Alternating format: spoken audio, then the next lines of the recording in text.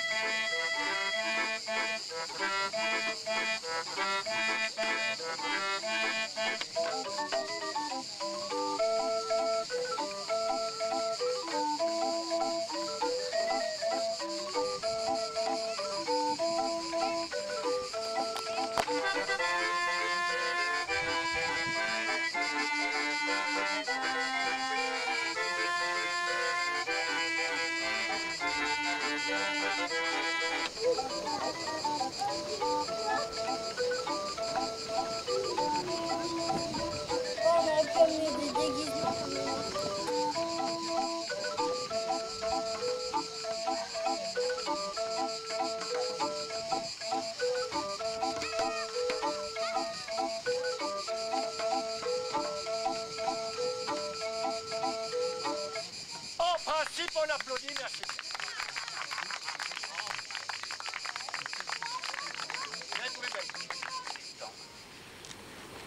Au bout du monde, il y avait une haute montagne noire.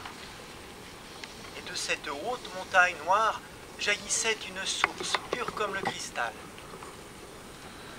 À l'autre bout du monde vivait le cœur du monde, qui fait vivre toutes choses.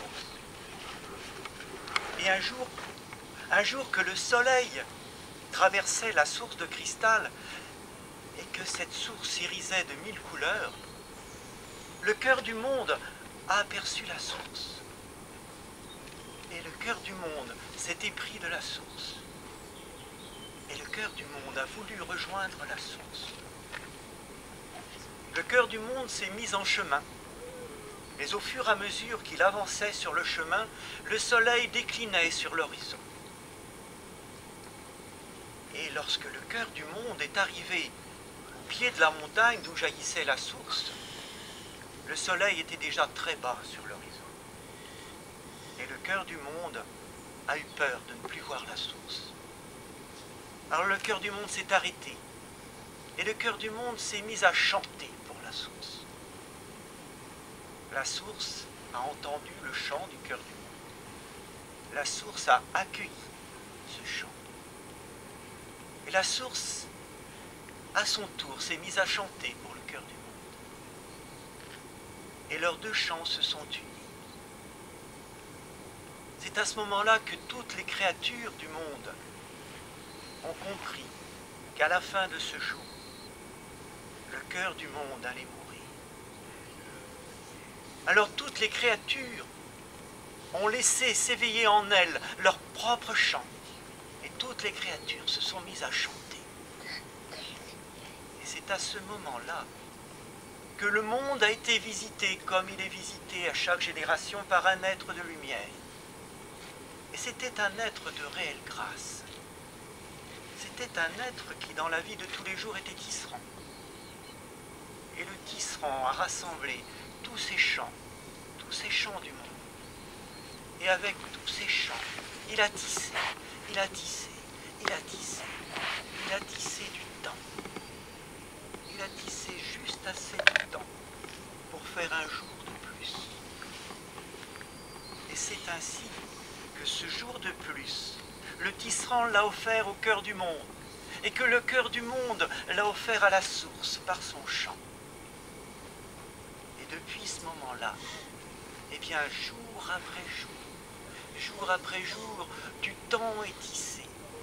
Et du temps est tissé juste assez de temps avec tous ces chants et tout cet amour, pour faire un jour de plus.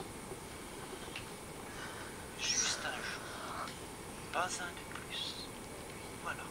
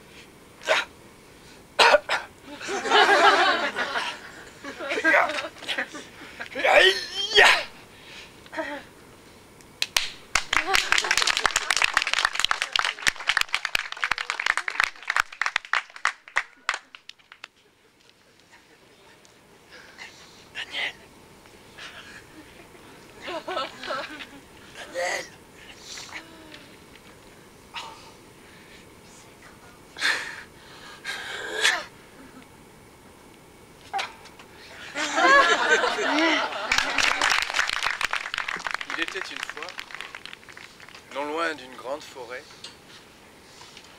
3 gros bestiaux, 3 taureaux.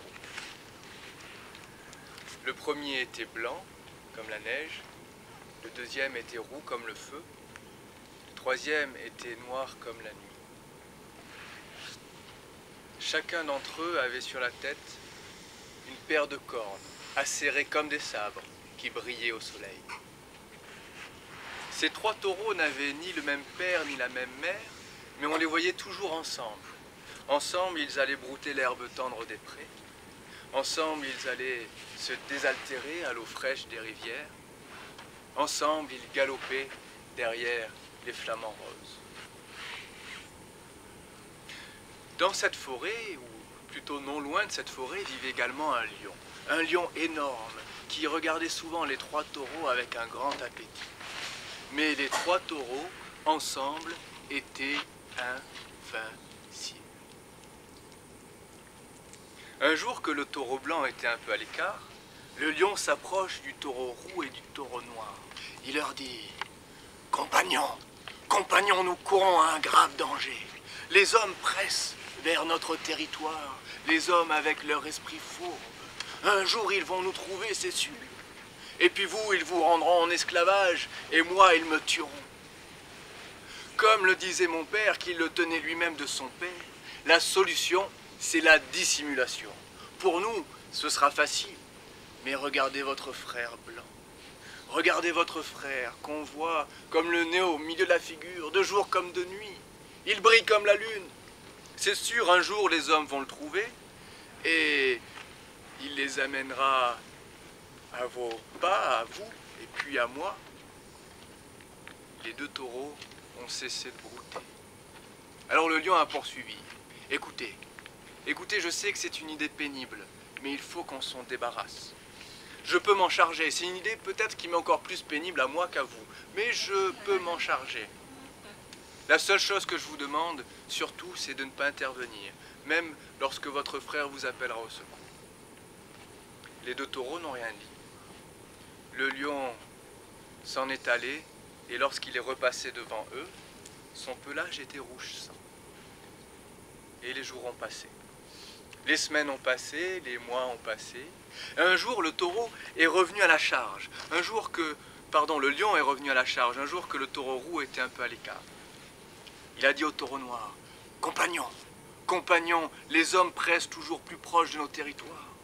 Si aujourd'hui nous sommes encore en vie, tu le sais, c'est grâce au sacrifice du taureau blanc. Mais les hommes sont malins. Et regarde ton frère, le taureau roux. Regarde avec son esprit jovial comme il est bruyant. Lorsqu'il mange, toute la forêt l'entend. Et lorsqu'il pète, lorsqu'il rôde, c'est encore pire, n'en parlons pas. Il faut faire quelque chose. Écoute, je peux m'en charger. » Très vite, il finit par convaincre le taureau noir. Le lion s'en est allé. Et lorsqu'il est repassé devant le taureau noir, son pelage était rouge sang. Et les jours ont passé. Les semaines ont passé, les mois ont passé. Le taureau noir était seul à brouter dans son pré, quand un jour il a senti la mâchoire du lion se refermer sur sa gorge. Alors au moment de mourir, dans un éclair de lucidité, le taureau noir a dit « Ce n'est pas aujourd'hui que je meurs. Je suis mort bien avant. Je suis mort le jour où j'ai laissé dévorer mon frère, le taureau blanc. » Alors le lion a souri et le sang a coulé sur son pelage. Effectivement, les hommes ont fini par trouver la forêt. Ils l'ont cultivée, ils l'ont exploitée. Et puis un jour, dans un pré, ils ont vu là 3 paires de cornes. 3 paires de cornes acérées comme des sabres, qui brillaient au soleil.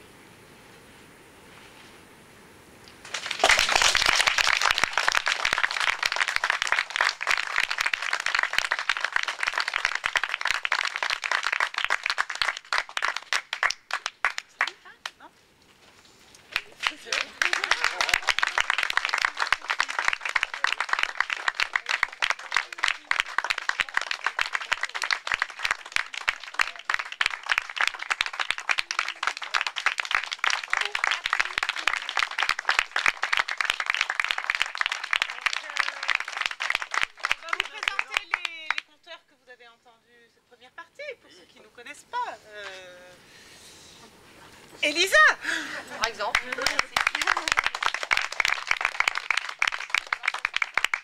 Aïrati.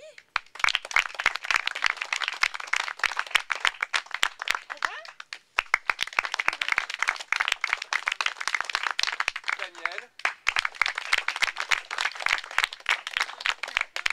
Daniel. Et Dudu. Voilà.